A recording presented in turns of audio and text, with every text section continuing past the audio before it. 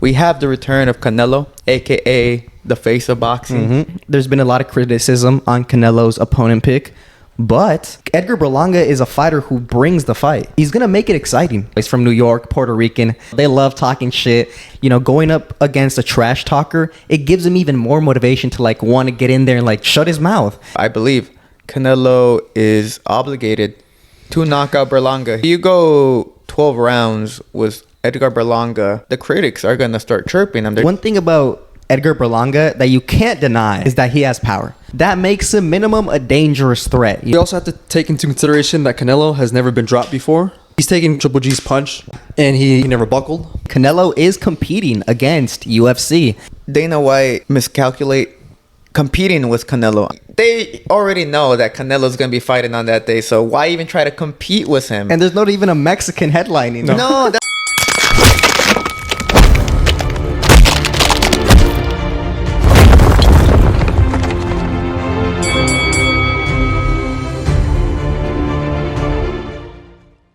Welcome back to another episode of the Last Round podcast, where we cover everything from traditional boxing to influencer boxing and everything in between. In today's episode, we'll be discussing and going over the return of Saul Canelo Álvarez as he takes on Edgar Berlanga this Mexican Independence weekend. But before we dive into the episode, make sure to like and subscribe and follow us on all forms of social media. Everything that I mentioned is in the link in the description below. But getting into the episode, we have the return of Canelo Álvarez, aka the face of boxing, aka an all-time great, aka one of the most accomplished Mexican fighters of all time. One of the most accomplished fighters in general in history. You know, we're always treated with a Canelo fight from, you know you're going to get a Canelo fight anytime in May or anytime September. Last fight, he took on Jaime Munguia, undefeated, a champion or former champion, and made it look easy, against Munguia. And now he's up against Edgar Berlanga, WBA #1 ranked mandatory challenger for Canelo Álvarez WBA, WBC, and WBO super middleweight world titles. And this fight has sparked a lot of controversy, right? And we've gotten part of the controversy, We've gotten a lot of stick for the comments we've made. And I mean, now that we're here, we're a week away from the actual fight taking place. And I think it's a good time to discuss more thoroughly about our thoughts about what we see in this fight and what to expect going into the fight.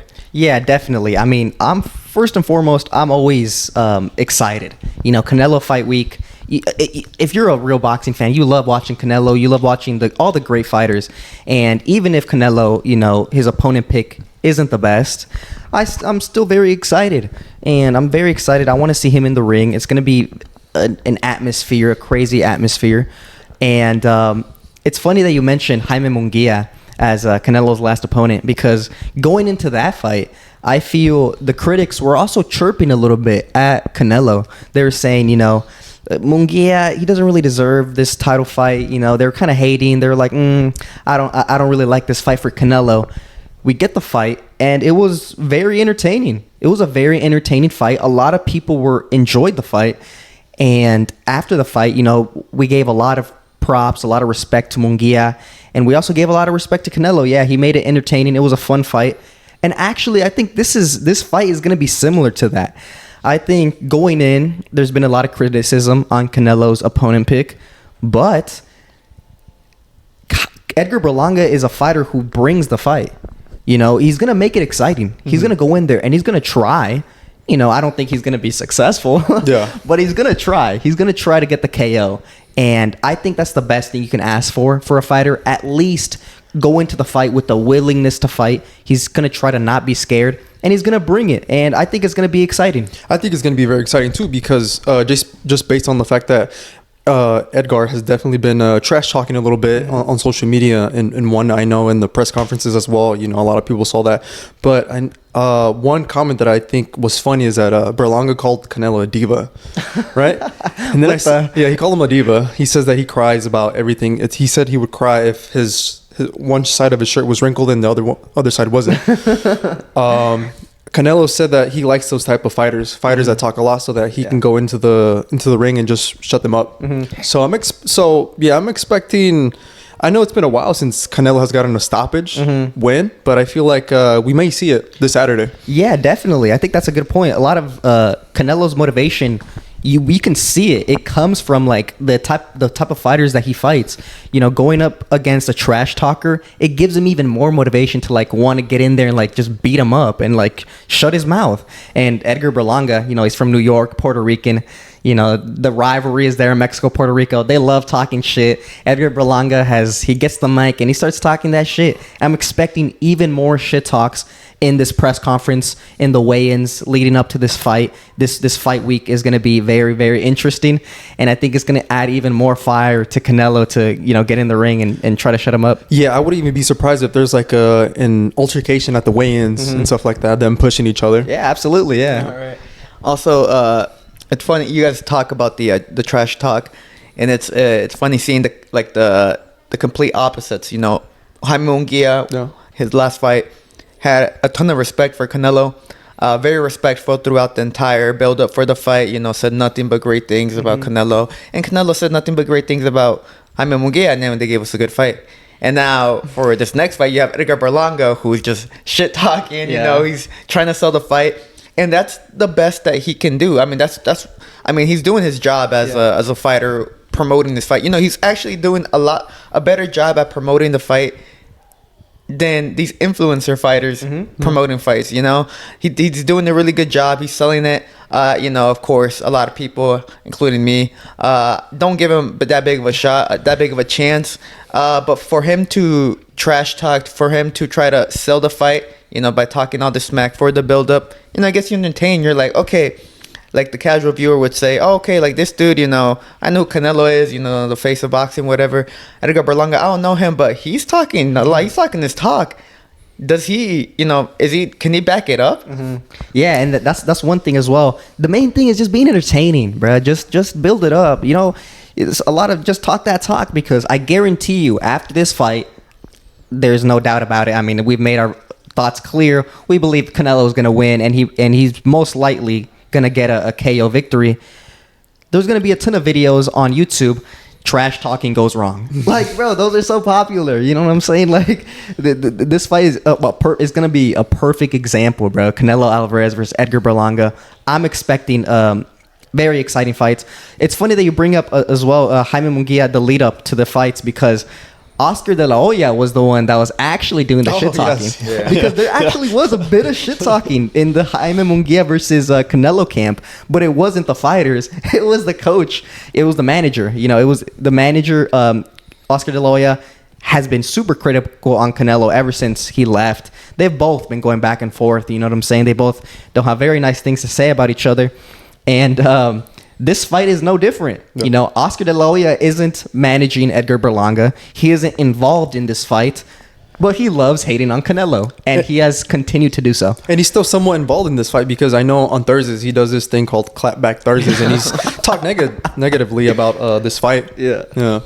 He mentioned how he wasn't even gonna watch it. He was gonna go watch UFC 306. You know, watch O'Malley at the Sphere. Yep, that's a big event. Wow. And he's criticizing, and I agree with one of the criticisms that De La Hoya gave out was, who's gonna pay $90 for this fight?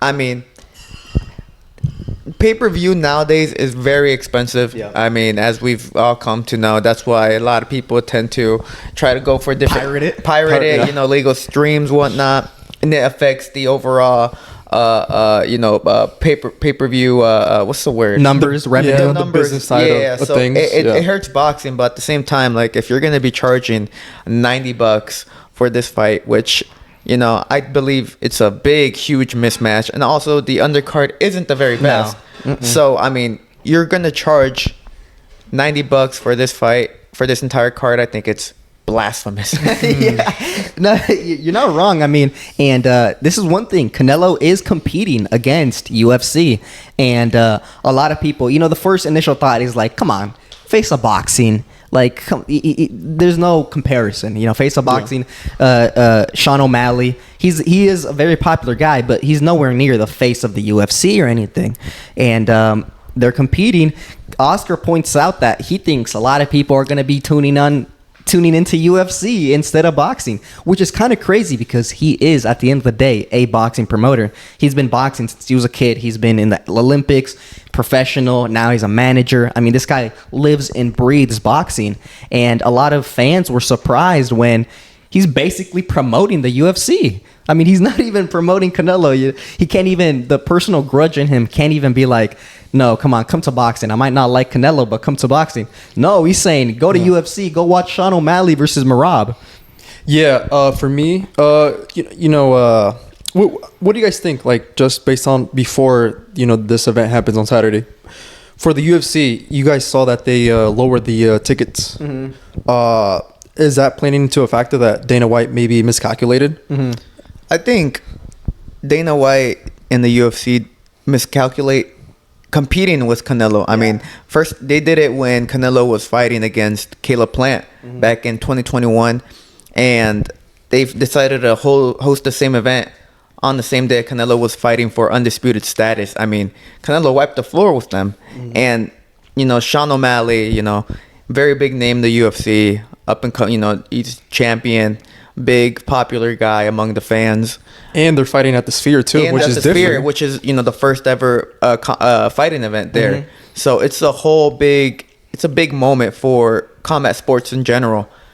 But then again, maybe if they would have had a bigger name headlining, I mean, like I said, O'Malley popular, but he's nowhere near, first off, the level as Canelo. Far from that. Also, he's not. Imagine if they would have had like a McGregor in there. That would be different. Yeah. That would have been huge. Yeah. But they have O'Malley against Merab. I don't know his last name. It's a weird one. But I mean, and also the card, it's not, it's a good card. It's a better card than the Canelo Edgar Berlanga undercard. But you're competing against Canelo, and that's what the fans are paying for. They're not paying for the undercard. Of course, they could, but the man that they're trying to watch is Canelo Álvarez. So I think the UFC once again has miscalculated.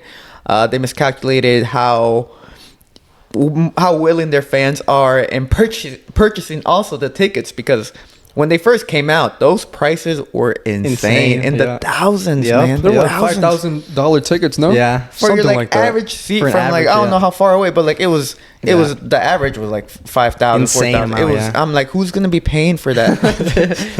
Yeah, and I think that it is true because the UFC, I think they did it wrong as well. I mean, they probably saw the fight a mismatch, and it's true. This is a mismatch with Canelo and Berlanga. But it's still Canelo. People love Canelo, bro. The Mexicans are going to come out for Mexican Independence Weekend to watch Canelo, whoever he fights. So I'm expecting, Oscar might be trying to, might be on the PR team of Dana White and promoting the UFC event, but I don't think it's going to compete well with Canelo. I still think Canelo is going to do much better numbers, much better arena, much better pay-per-view, even the pay-per-view. Well, pay-per-view, that's my main thing. When it comes to like ticket sales, I forgot where Canelo's going to be fighting at. Also, there's a lot of factors to it. Arena. But I'm sure Canelo is going to fill out the arena, first off. The Sphere isn't going to happen. They're not going to sell out. So I'm more interested in the pay-per-views.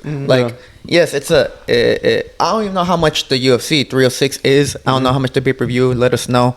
But I know, like I mentioned earlier, right now, this Canelo Edgar Berlanga is $90. How much is that going to play a factor in people purchasing the pay-per-view instead of just illegally, pirating shit, $90 in this economy? Come on, man. I don't got the money for that. I think another thing is that they're gonna fight at the Sphere, and it's gonna be the first time it's televised, like a combat sport. Like, how is that gonna translate over to someone that's gonna pay for the pay-per-view? Like, are they still gonna have the same experience? Is it gonna be different?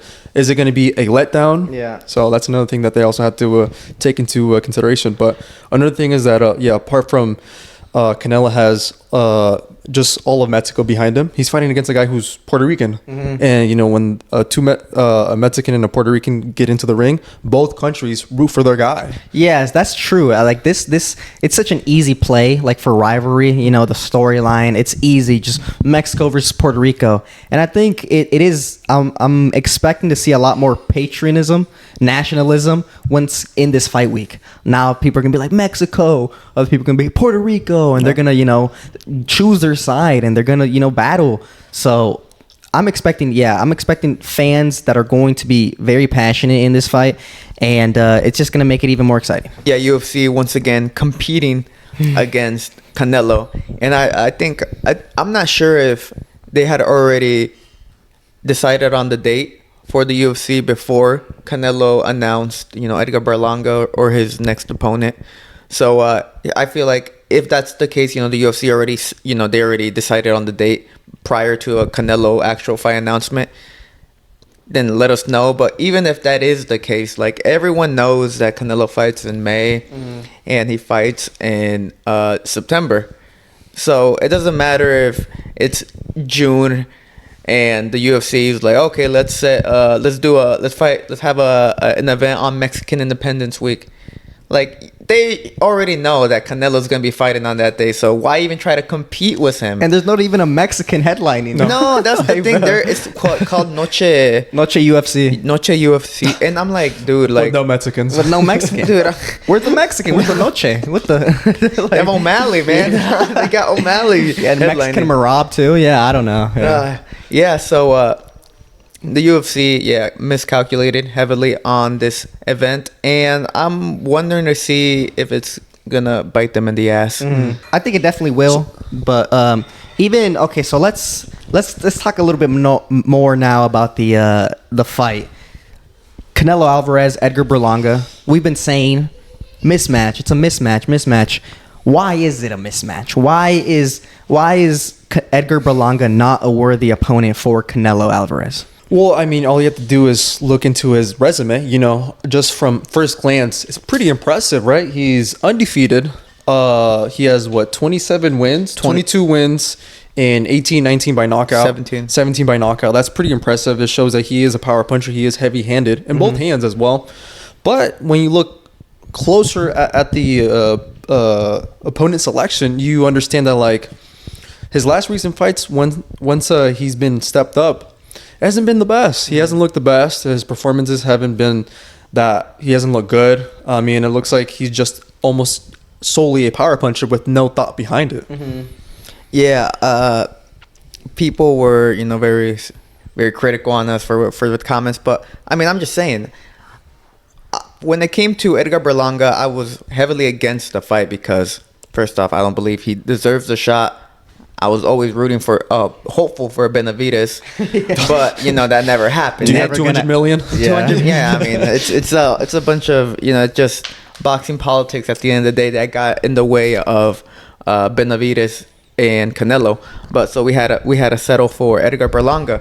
And look, we were introduced to Edgar Berlanga back during the quarantine events. Yeah. He was still being promoted by Top Rank. And they're promoting him as "quote unquote" the monster, the man who is the next Tito Trinidad. No, well, I'm talking about like the knockout streak. Oh, he had 16 like, wins, 16 by KO in the first round. Yeah, I'm saying that they were promoting him as the next big Puerto Rican star who had monster power, this and that. And I remember the first fight we saw of him. He, took out the dude in the first round. He got on top rope. He's like, I'm a monster. And he started doing like push-ups in the ring afterwards. And they were like, oh, you still got the energy to, this and that. Yep. And that was our first introduction to Edgar Berlanga. I wasn't too impressed because I'm like, it's expected. The guy he was fighting wasn't a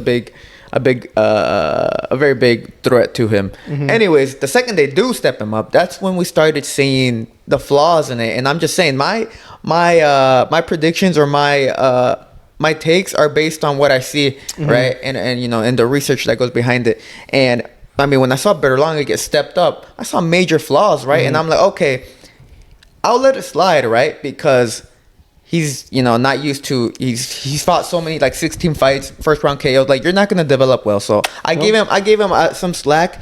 But then when he fought against that Argentinian dude, Marcelo Coceres, the man who dropped him, that's when I started saying, okay, this Berlanga is not as good as people, were trying to sell him as. And then he fought Steve Rolls afterwards.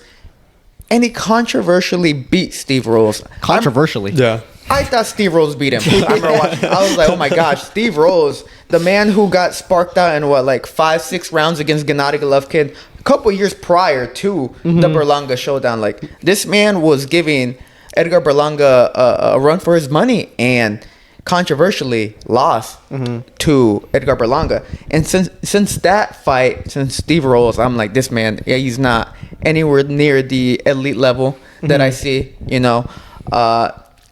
He has, been fighting. I have seen improvements from him, most notably his last fight. Yeah, against McCory. He finally got a KO win for the first time since being stepped up. He looked the best during that fight.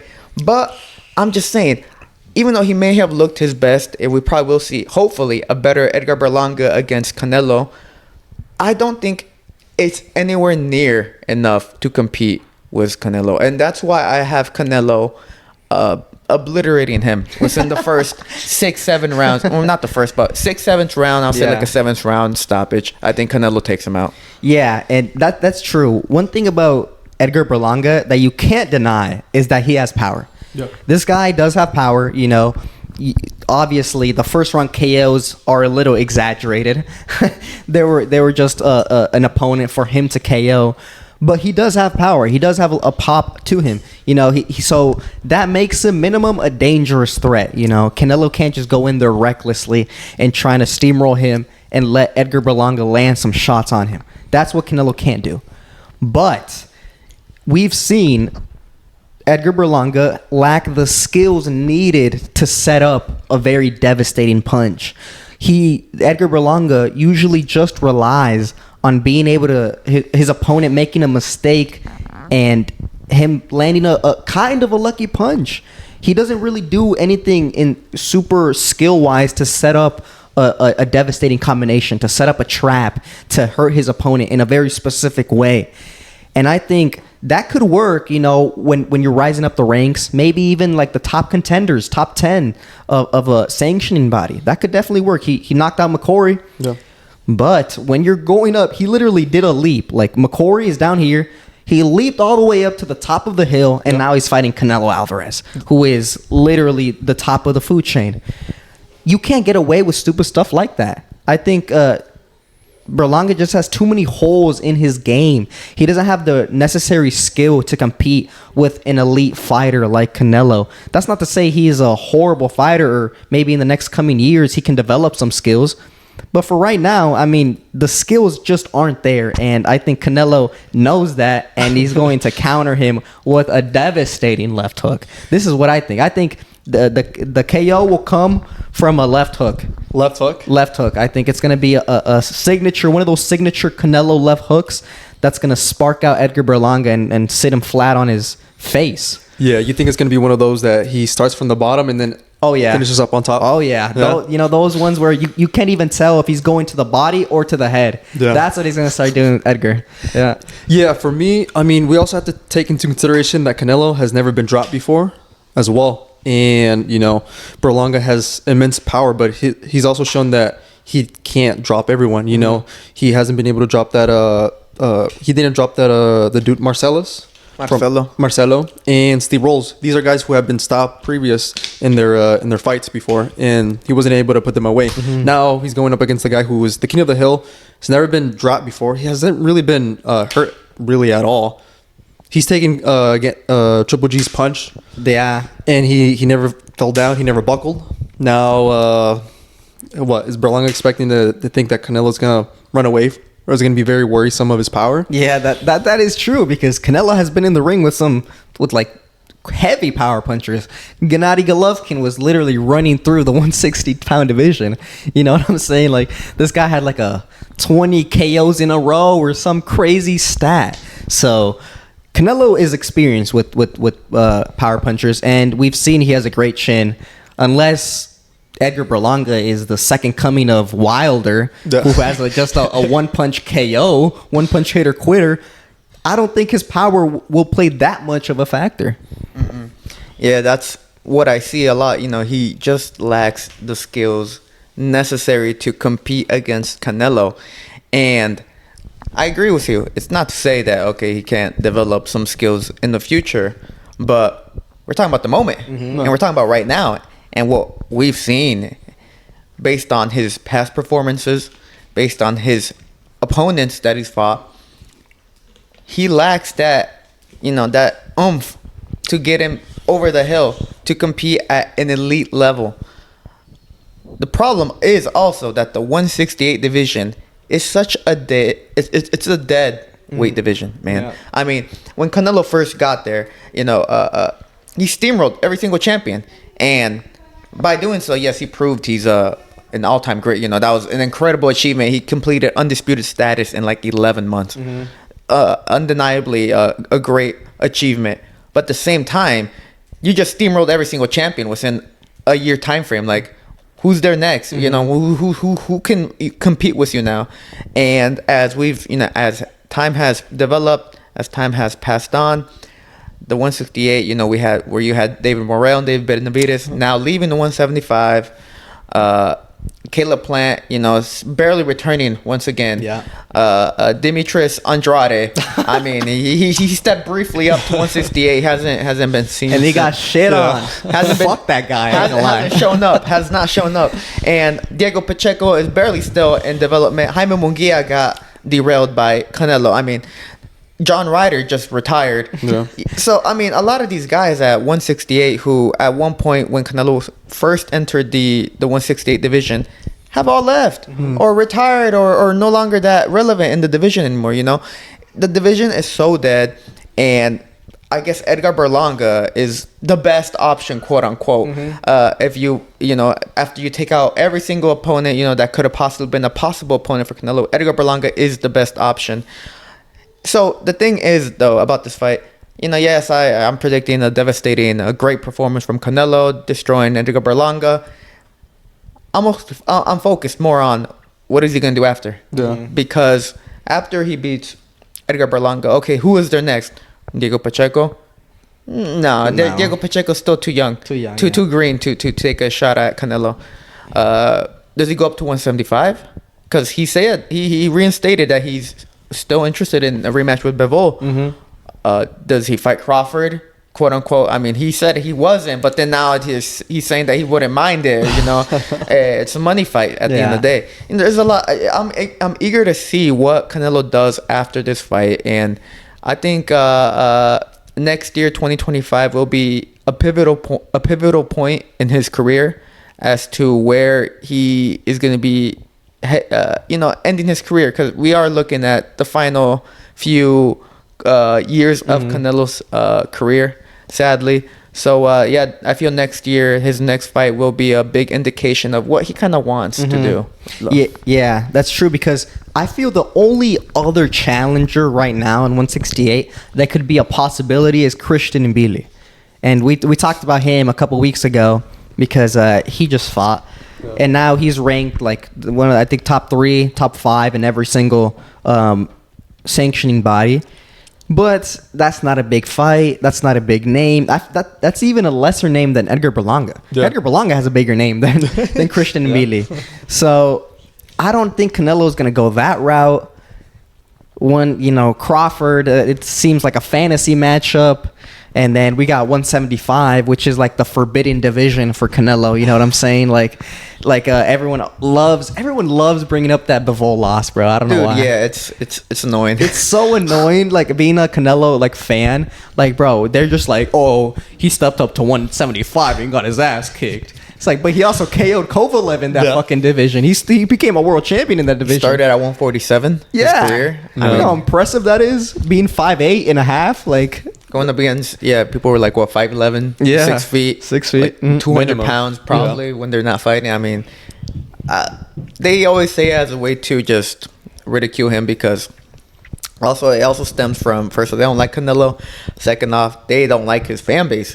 But yeah, I remember this was during the time when Canelo was peak Canelo, the very best Canelo we've seen. I mean, when he steamrolled the entire 168, and then he was gonna go 175, right, to create more history, taking on Bivol.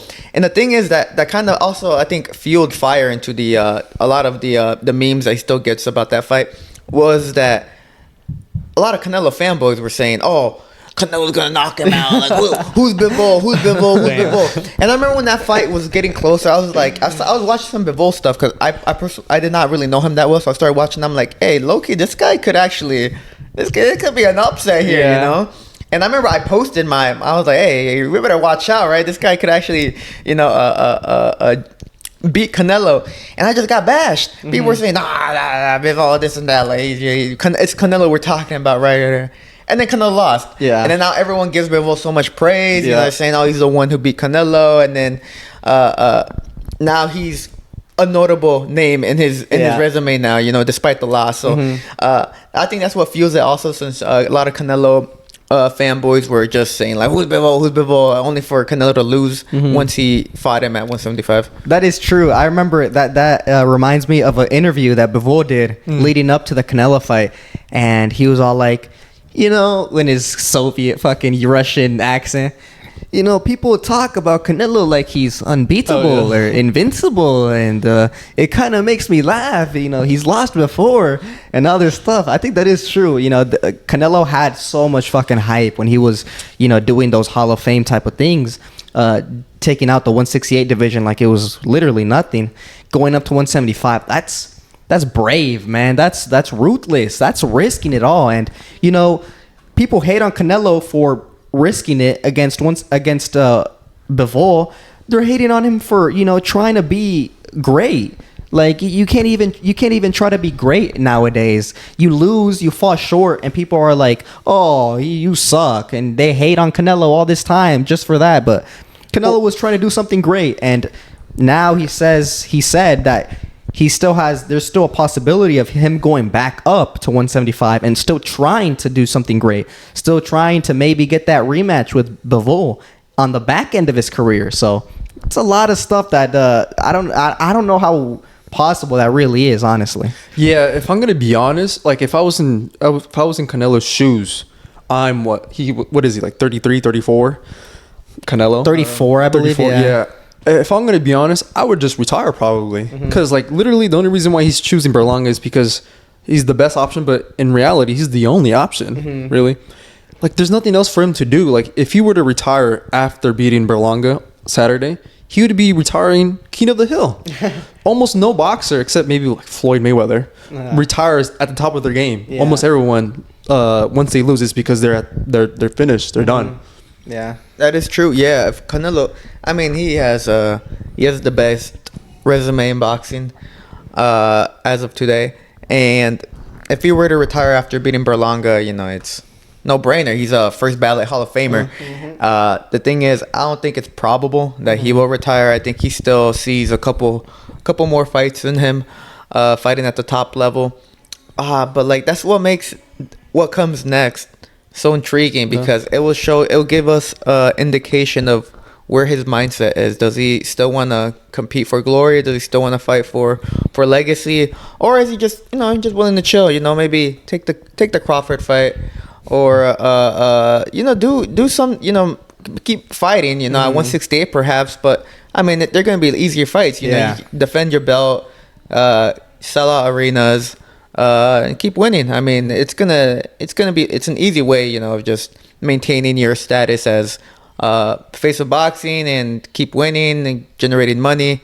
But it also gives you an indication of, I'm done with legacy. I already have my legacy. I'm just here just want to, just make some money. Yeah, Canelo is big enough to where he can fight whoever he wants, and it's going to be a spectacle.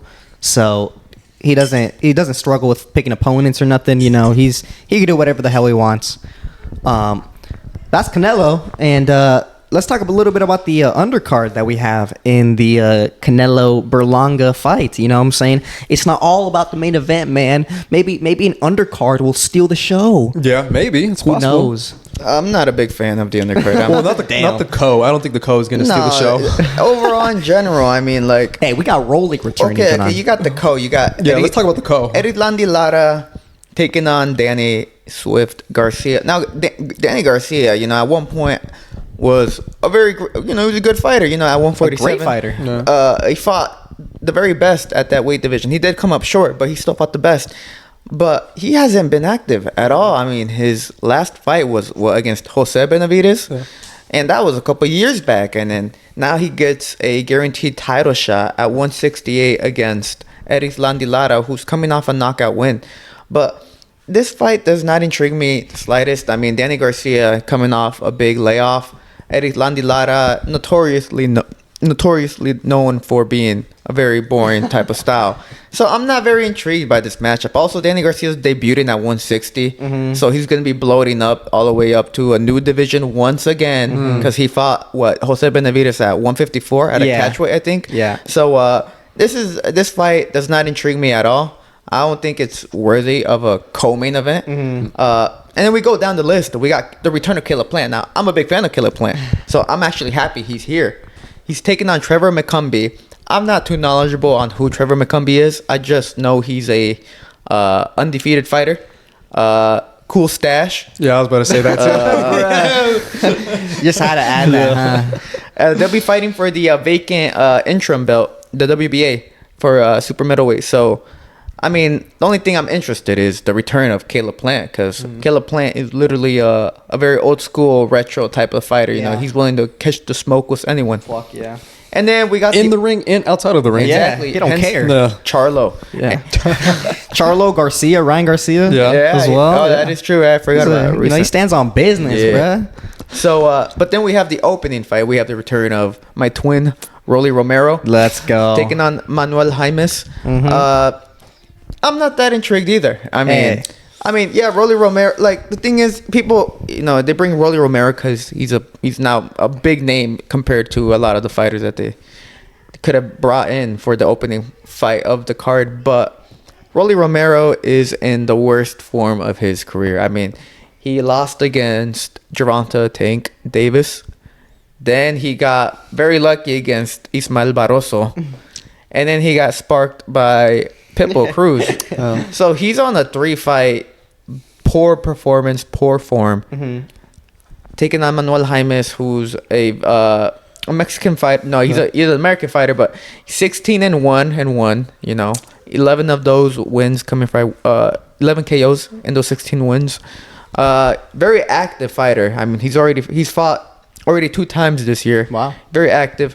And I mean, Rolly Romero, he's not a very people like to shit on him a lot. I mean, they're like, he's not even that skillful. Like, he just got power. But I don't know. Personally, for me, this card is very mid. I don't think it's worth the $90. I think the $90 is a huge scam to any of the boxing fans who, they're probably only going to buy it for Canelo. But like, you're really going to get this undercard for the $90, like, really? Yeah, I don't think it's worth $90. I don't hate it. I mean, I definitely don't like the co-main event. But hey, we got Rolly Romero. Yeah. He's always fan. entertaining. Yeah. You know what? I'm a fan of Rolly Romero, bro. I don't care what anyone says. You can hate on me. You could be like, oh, who likes Rolly, bro? Or, he's shit. Hey, I like him. He makes those sound effects when he throws punches. He kind of looks funny. Yeah. His trash talk is on point. He's a cool fighter. I like him. I'm actually a fan of Rolly, and I want to see him return. And then Caleb Plant, of course. I mean, Caleb Plant, like you said, big fan of Caleb Plant as well. That boy, he's been through so much. He's gone to the top. He fell short 2 times now against the best of the division, Canelo and David Benavidez. But he's building himself back up. He's trying to pick up an interim title. I definitely think he definitely can. I mean, he has so much skills. This guy's really good. Caleb Plant is a phenomenal fighter. And then the co-main event is probably the one that I am most critical about. Yeah. I mean, Danny Garcia and who's the other guy? Danny Garcia, Lara. and Lara. This fight is like 7 years too late. Yeah. Like, why is this fight just happening right now at 160? I think we have to thank Al Heyman for that. Yeah, like, what the hell, bro? These guys, both of these guys are way past their prime. Danny Garcia, like we've said, is he's had like 1 fight in the past 5 years or some shit like that, and now he's going up to 160, which he's never been in. And Lara, who's always been a very unexciting fighter, and whose most notable fight, I'd say, was against Canelo. You know, when he was fighting Canelo, that was when he was the most dangerous. Yeah. You know, when leading up to the Canelo fight, even De La Hoya said, hey, I don't really want Canelo to fight him. This is a risky fight. Yeah. You know, it's a very risky fight. Arizona Lara had his prime back in the day, and he was a dangerous fighter. And that was 10 years ago. Exactly. That was 10 years ago. Like, that's so much time has passed. Lara has become has fell from being relevant. You know, we haven't heard that much about him, about his story, about his fights. So, yeah, the co-main event is kind of whack. Yeah, I feel this fight is way past its prime. This fight should have happened so many years ago. And now, somehow, it got pitted in the co-main event at a Canelo Álvarez event. It kind of surprises me. I think the best way to summarize the co-main event is full-blown 147 pounders. Yeah, because they're both from 147. Like, what the hell are they doing in 160 now? Yeah. I don't know. Yeah, it's kind of whack. Yeah. So $90. $90. We paying? What do you mean? Of course we're paying. Yeah, we have. Yeah, Yeah, we're paying. We always pay for every single one of our pay-per-views. Bro, you know, For all fights. even in this economy, a boxing fan is going to spend. A true boxing fan. True boxing fan will spend $2,000 purchasing every single pay-per-view in the fucking year. Okay, That's right. That's right. And it's gonna hurt our wallet, but we're still gonna do it. I'm just waiting for Turkey to lower down the pay-per-view Oh, you price. seen that, huh? You seen that? Yeah. Yep. Hopefully he comes through, man. He's the future. He's He's the already future. guaranteed like $15 for the Better not, Beef. not including Better Beef and Bivol, because That was interesting. That's, That's a weird. that's a one fight for a different thing, but For like free. I guess Shakur We gotta pay, yeah. Sugar Shakur, man, You're gonna pay $15 for him? I feel like that's still expensive. It's still expensive, huh? bruh. It's overpaying, honestly. Sugar Shakur, man. Maybe like fucking $7, but 15. We're talking. But it's Sugar Shakur Stevenson, bro. Joe Cordina. Huh? Yeah, I don't know. Yeah, but that's in October, so we'll talk about that when that gets closer. But yeah, so this was the whole card for Canelo and Berlanga. Puerto Rico taking on Mexico once again for the quote unquote rivalry. I wonder who's gonna win. All right, predictions. Yeah, my prediction is it's going to be a very. It just all depends on Canelo, but if I feel like he's showing animosity or he's, some of the things that Berlanga has said has got it underneath his skin, then I'm going to say it's going to be an early night. I'm going to say within the 6 rounds, 6 round stoppage. I'm going to say somewhere between 4 and 6. Nice. I feel like I believe Canelo is obligated to knock out Berlanga. He is. I mean, if you go 12 rounds with Edgar Berlanga, the critics are gonna start chirping him. They're gonna be like, this man couldn't stop Berlanga. This is why he ducked David Benavidez. That is true. And if he can't stop Edgar Berlanga, what makes him think that he can compete at 175? Get a Bivol rematch. Better Beef if Better Beef wins, or maybe even David Benavidez at 175. I mean, a lot of criticism arises if he doesn't stop Edgar Berlanga, which is why he should feel obligated to stop him, and which is why I do believe he will stop him. I think Edgar Berlanga gets sparked out in the 7th round by Canelo. Hook. Okay. I also predict the hook. The hook, yeah, The hook I'm is saying, bro. bread and butter, man. The hook is right there for him, and he loves that hook. I think, yeah, the haters are definitely waiting for Canelo to put a mediocre performance. They want a mediocre performance. They're getting their Twitter fingers ready, and they're like, come on, Canelo, come on. Perform like shit. Yeah, dude, they want to hate on him already. I can feel it. But I definitely think he's going to knock him out. I'm actually going to trust Canelo. I believe in one of the press conferences, he told Edgar Berlanga to his face, he's like, the first 6 rounds, I'm going to play with you. I'm going to play with you the first 6 rounds. And then 7, 8, I'm going to KO you. And I think that's true. I think the first 6, he's going to whoop him, dominate him. He's going to do whatever the hell he wants to him. And then in the 7th to the 8th, he's going to KO him. I think he's going to KO him in the 7th or 8th round. And it's not going to be pretty. Yeah. So our official prediction for Canelo Álvarez as he takes on Edgar Berlanga, fight of the year. Yeah. Best boxing card of the year as well. It's gonna win a lot of awards at the end of the year. Yeah. Best knockout, best fight, best round, might win. best event. This fight, a lot of expectations are gonna be exceeded in this one. But I think we covered everything we wanted to speak about for today's episode. Let us know down below. Does Edgar Berlanga stand a chance against Saul Canelo Álvarez, or is he, maybe a little too far below the level of Canelo to even stand a chance against him? Let us know down below what you guys think. Do you think Canelo Álvarez knocks him out? Do you think he goes to the distance with Edgar Berlanga? And if he does, what does that say about Canelo? Is he no longer in his prime, and is he a washed-up fighter, or was he just chilling? Let us know down below everything you're thinking. Don't forget to like and subscribe to the channel, as well as follow us on all forms of social media. We are on X, TikTok, and Instagram. Last thing, don't forget to join our Discord. We're trying to build up a community, and you joining will be greatly helpful and appreciated. So everything that I mentioned is in the link in the description below. But this was Pablo, and I am with Asa and Rudo, and this was the Last Round podcast. Thank you for watching.